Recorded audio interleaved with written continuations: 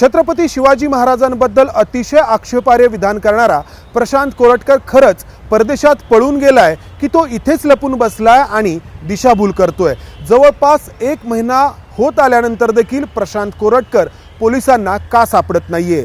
पोलिसांना खरंच प्रशांत कोरटकरला पकडायचं आहे की आम्ही त्याला पकडण्याचा प्रयत्न करतो आहोत हे भासवायचं आहे आणि प्रशांत कोरटकरला वाचवण्याचा खरा प्रयत्न कोण करतंय? या सगळ्या प्रश्नांची चर्चा आपण या व्हिडिओच्या माध्यमातून करणार आहोत। त्यासाठी या सगळ्या प्रकरणाचा घटनाक्रम आपल्याला पुन्हा एकदा आठवावा लागेल। प्रशांत कोरटकरनी 24 फेब्रुवारीच्या मध्यरात्री 12:08 इतिहास अभ्यासक असलेल्या इंद्रजित सावंत यांना फोन केला, त्यांना धमकी दिली आणि ती धमकी देताना छत्रपती शिवाजी महाराज आणि छत्रपती संभाजी महाराज यांच्याबद्दल अतिशय आक्षेपार्ह विधान केलं। ही धमकी देण्यासाठी इंद्रजित सावंत यांचा प्रशांत कोरटकरला नंबर हवा होता। त्यासाठी त्याने कोल्हापूर पोलीस दलामध्ये कार्यरत असलेल्या एका वरिष्ठ पोलीस अधिकाऱ्याला फोन केला। त्या वरिष्ठ पोलीस अधिकाऱ्यांनी त्याच्याकडे काम करणाऱ्या ड्रायव्हरकडून इंद्रजित सावंत यांचा नंबर घेतला, तो प्रशांत कोरटकरला पाठवला आणि त्या नंबरवरती प्रशांत कोरटकरनी फोन करून इंद्रजित सावंत यांना धमकी दिली।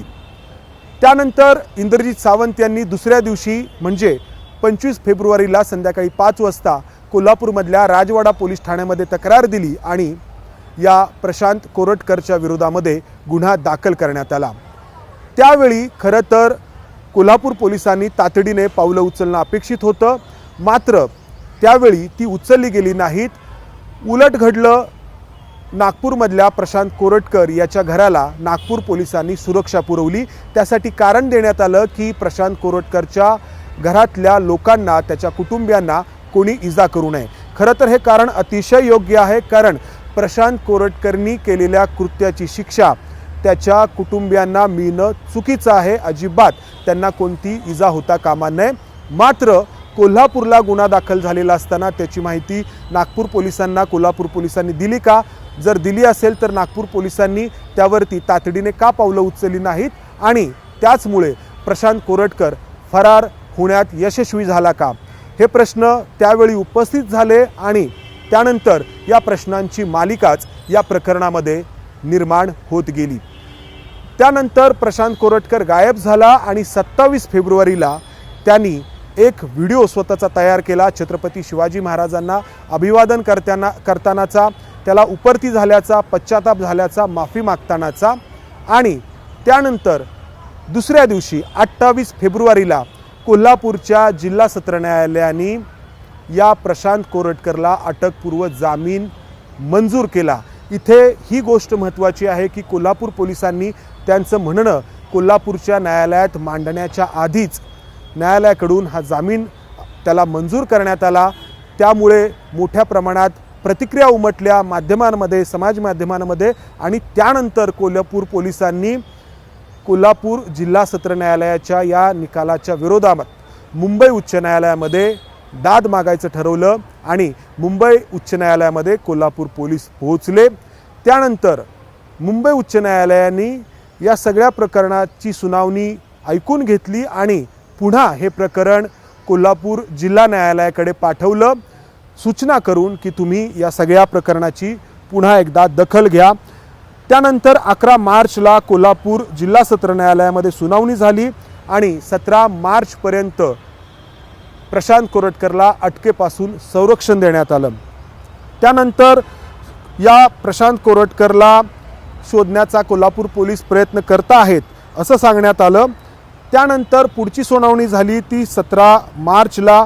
तब्बल 2 तास न्यायालयामध्ये दोन्ही बाजूंच्या वकिलांनी युक्तिवाद केला आणि न्यायालयाचं कामकाज थांबलं आणि त्यानंतर पुढच्या दिवशी दुसऱ्या दिवशी 18 मार्चला कोल्हापूर जिल्हा सत्र न्यायालयाने या प्रशांत कोरटकरचा जामीन अर्ज फेटाळला, म्हणजे पोलीस त्याला अटक करायला मोकळे झाले।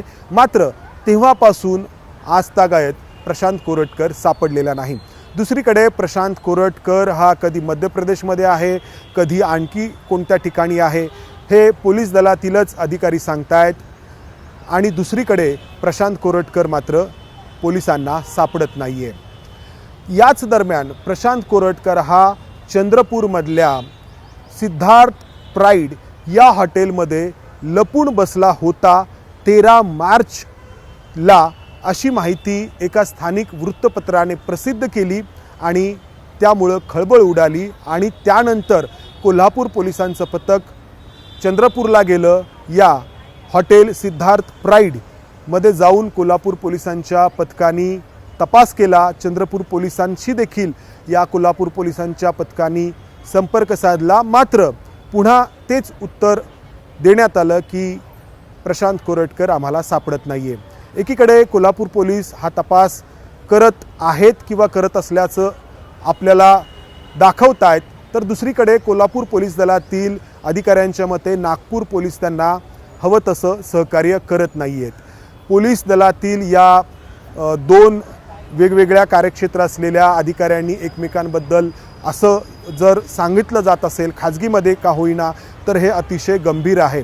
आणि आता या प्रशांत कोरटकरचे काही फोटो समोर आलेले आहेत दुबईमधले, आणि त्यातून हे दाखवण्याचा प्रयत्न होतो आहे की तो दुबईला पळून गेलेला आहे। पण या प्रकरणाचा तपास करणारे कोल्हापूर पोलीस दलातील जे अधिकारी आहेत त्यांच्या मते हा प्रशांत कोरटकर दुबईला पळून गेलेला नाही, तर त्याचे फोटो जे दुबईचे आत्ता समोर आलेले आहेत ते जुने आहेत, 2023 मधले आहेत आणि तो इथेच कुठेतरी दडून बसलेला आहे। मग पुन्हा तोच प्रश्न येतो की जर तो इथेच आहे तर का सापडत नाही आहे, आणि त्यातूनच मग पुढचे प्रश्न निर्माण होत आहेत की प्रशांत कोरटकरला वाचवण्याचा प्रयत्न नक्की कोण करत आहे। खरं तर या प्रशांत कोरटकरच्या सोशल मीडिया प्लॅटफॉर्मवरती फेसबुकच्या प्रोफाईलवरती जरी आपण जाऊन पाहिलं तर महाराष्ट्रातल्या अनेक मोठ्या IPS अधिकाऱ्यांसोबत त्याचे फोटो आपल्याला पाहायला मिळतात, जे IPS अधिकारी महाराष्ट्रात अतिशय महत्त्वाच्या पदांवरती काम करत आहेत।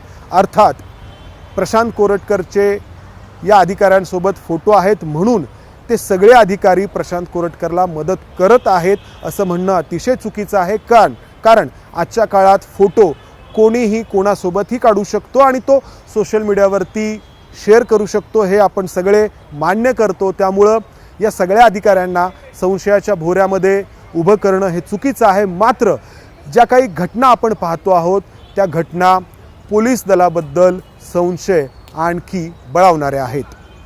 कॅमेरामन अमोल गवाळेसह मी इथेच थांबतो। धन्यवाद। ABP माझा, उघडा डोळे बघा नीट।